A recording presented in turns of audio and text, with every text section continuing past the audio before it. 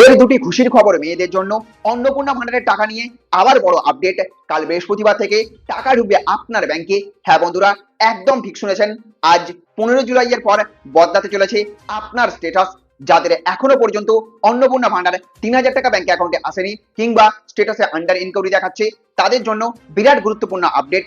তো কাদের কাদের status change হবে কাল থেকে, স্টেটাস চেঞ্জ হলে টাকা কখন ঢুকবে, আর যারা আগে টাকা পেয়েছেন তাদেরও কি স্টেটাস চেঞ্জ হবে কিনা, আজকের ভিডিওতে সব বিস্তারিত জানাবো।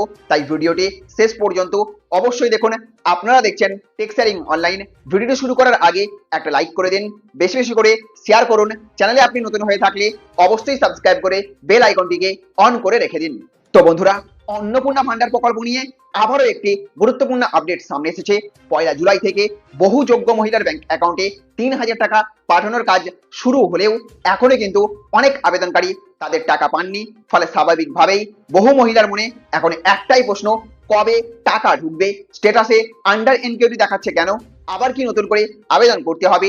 এই সমস্ত প্রশ্নের মধ্যেই সামনে এসেছে নতুন একটি প্রশাসনিক আপডেট। জানা যাচ্ছে ভেরিফিকেশনের কাজ দ্রুত শেষ করার জন্য নির্দিষ্ট সময়সীমা বেঁধে দেওয়া হয়েছিল। তারপর আবেদনগুলির তথ্য যাচাই করে পোর্টালে আপডেট করার কাজ চলছে। ফলে অনেক আবেদনকারীর স্টেটাসে পরিবর্তন দেখা যাবে কাল থেকেই। সবচেয়ে বড় বিষয় কি জানেন, যাদের আবেদন এখনো আন্ডার ইনকিউরি অবস্থায় রয়েছে তাদের সবাইকে আতঙ্কিত হবার কোনো প্রয়োজন নেই।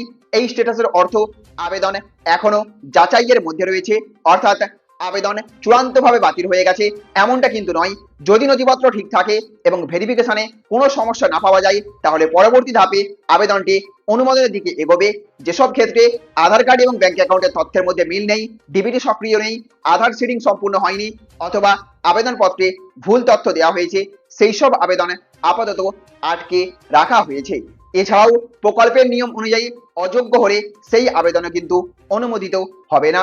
তাহলে এখন আবেদনকারীদের কি করা উচিত? প্রথমেই অফিসিয়াল পোর্টালে গিয়ে নিজের স্ট্যাটাস নিয়মিত চেক করুন। যদি অ্যাপ্রুভড, ভেরিফাইড অথবা পেমেন্ট প্রসেসড দেখায়, তাহলে ব্যাংক অ্যাকাউন্টে টাকা জমা হওয়ার জন্য অপেক্ষা করুন। যদি পেমেন্ট ফেলিওর দেখায়, তাহলে যত দ্রুত সম্ভব নিজের ব্যাংকে গিয়ে ডিবিটি, আধার সিডিং এবং কেওয়াইসি ঠিক আছে কিনা যাচাই করুন। আর যদি আন্ডার ইনকিউরি দেখায়, তাহলে ধৈর্য ধরুন। প্রয়োজনে প্রশাসনের পক্ষ থেকে ফিল্ড ভেরিফিকেশনও করা হতে পারে আপনার বাড়ি গিয়ে। তো বন্ধুরা, আপনাদের অন্নপূর্ণা ভান্ডারের স্ট্যাটাসে এখন কি লেখা দেখাচ্ছে? আন্ডার ইনকিউরি, অ্যাপ্রুভড, পেমেন্ট প্রসেসড নাকি অন্য কিছু?